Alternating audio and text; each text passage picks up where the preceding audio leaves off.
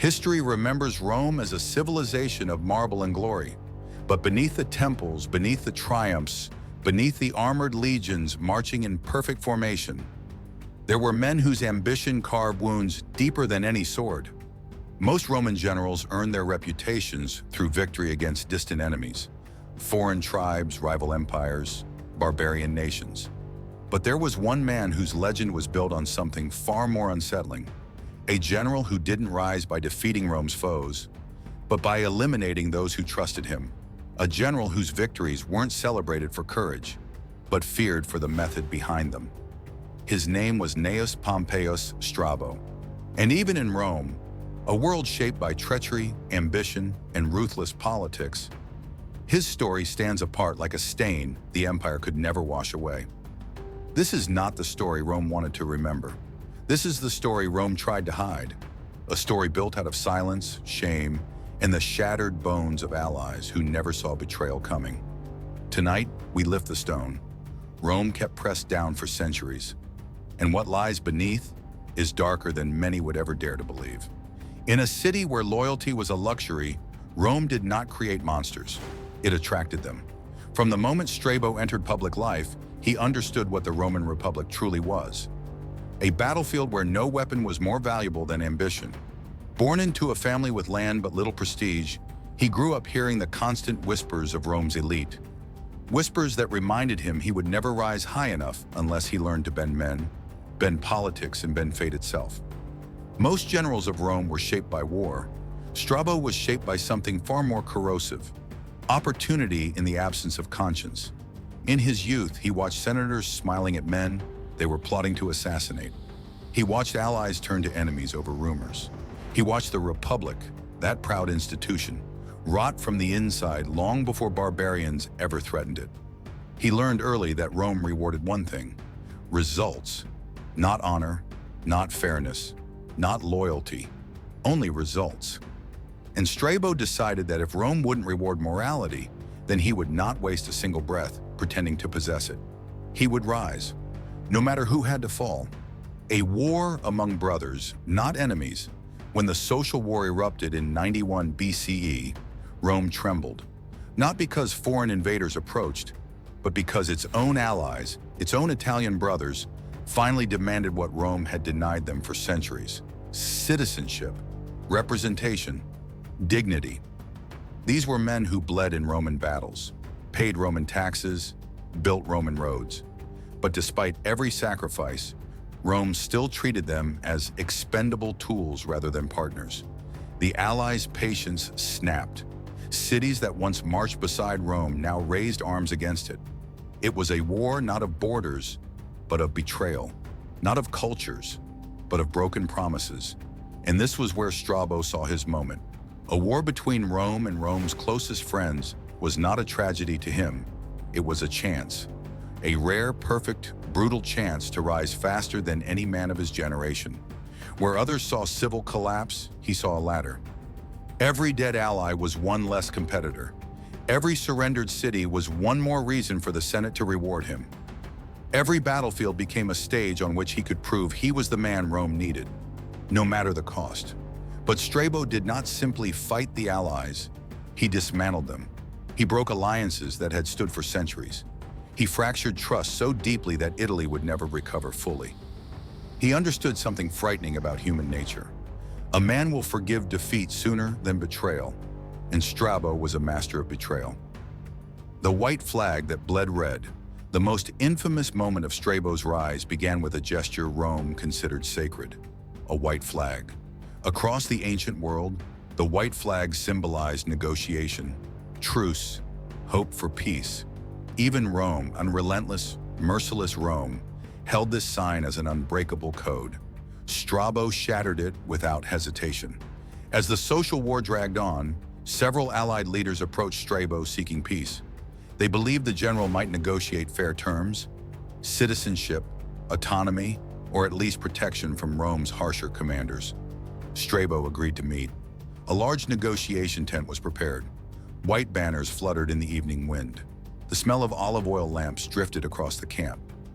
Guards stood posted but unarmed, a symbol of trust in sacred diplomatic tradition. The Allied leaders walked into the tent expecting conversation, compromise, maybe even reconciliation. What they received was an ambush. At the height of the talks, when leaders were seated, documents spread before them. Strabo gave a subtle gesture. Outside the tent, Roman soldiers tensed. Inside, the air shifted, as if the world itself sensed something unnatural was about to unfold. The soldiers stormed in. No warnings, no explanations, no mercy. Swords tore through fabric, flesh, and the illusion of peace in a single movement. Torches fell, igniting oil on the table. The screams of unarmed men filled the night, a massacre masquerading as diplomacy. Rome had betrayed many before, but never like this. Never under the white flag. Never in a ritual supposedly protected by the gods themselves. By dawn, the bodies of Rome's former allies lay piled at the foot of Strabo's camp, an offering he believed the Senate would appreciate. He was right. Fear as a foundation. News of the massacre spread faster than any legion could march. Cities surrendered at the mere mention of Strabo's name. Rebellions dissolved before they formed. Even Roman commanders kept their distance, uncertain whether Strabo would betray them next. He had discovered something powerful. Fear could conquer what legions could not, and fear became his signature. Strabo walked through Italy not as a hero, not as a liberator, but as a specter, a shadow that reminded cities what awaited those who defied Rome, or defied him. Rome rewarded him with political power, military authority, recognition he never would have gained through honor alone. But fear is a double-edged blade, and the hand that wields it eventually trembles. Paranoia, the silent battlefield. As Strabo rose, the walls around him became thinner. The air around him grew colder, the nights longer. A man who built his victories on betrayal began to see betrayal everywhere. Every guard could be an assassin. Every letter could carry poison. Every senator could be whispering plots behind closed doors. He slept lightly, rising at the slightest sound. He rotated his guards constantly, never trusting the same men for long. He inspected his camps with an obsession bordering on madness. He understood something profound and terrifying. When your success is built on treachery, you must assume everyone else learned from you. The paranoia consumed him, not because he feared death, but because he feared irrelevance. He knew Rome would remember courage, honor, sacrifice, but a man who rose through betrayal? Rome would rather forget him, and so he fought to remain visible, to stay feared, to force Rome to acknowledge the very monster it had allowed to grow. But fate had other plans. Fire falls from the sky. Strabo's death came without warning, not by blade, not by poison, not by political conspiracy. It came from the sky. One night, as storms gathered above the camp, a violent crack split the heavens.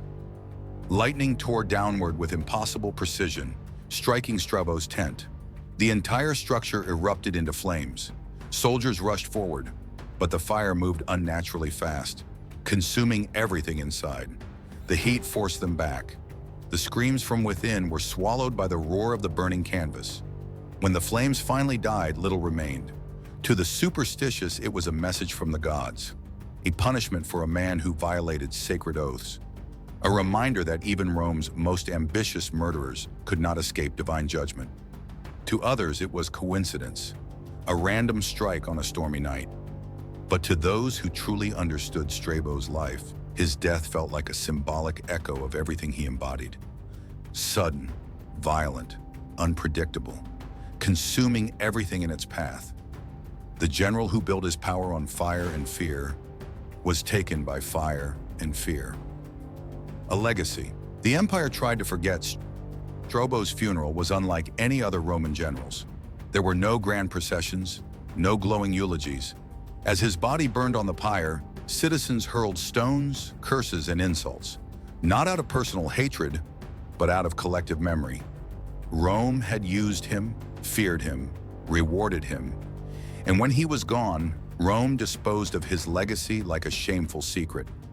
Many of his records vanished. Many of his accomplishments were credited to others. Many of his crimes were buried under political dust. Strabo became a ghost in history, not erased, but blurred, not forgotten, but deliberately ignored. And this silence is louder than any story Rome ever dared to tell. Epilogue. The truth beneath the empire. Rome's greatness was not built only by heroes. It was built by men like Strabo, men whose ambition outweighed their conscience, whose victories were measured in the blood of allies, whose rise required the destruction of trust itself. Strabo was not an anomaly. He was a mirror, a reflection of what Rome truly was beneath its marble surface. Cruel, unpredictable, hungry for dominance at any cost. And perhaps that is why Rome tried to bury his story. Not because it was too dark, but because it was too honest. In the end, Strabo's life serves as a reminder. Empires are not shaped by glory. They are shaped by the shadows they refuse to acknowledge. And in those shadows, Strabo's name still whispers.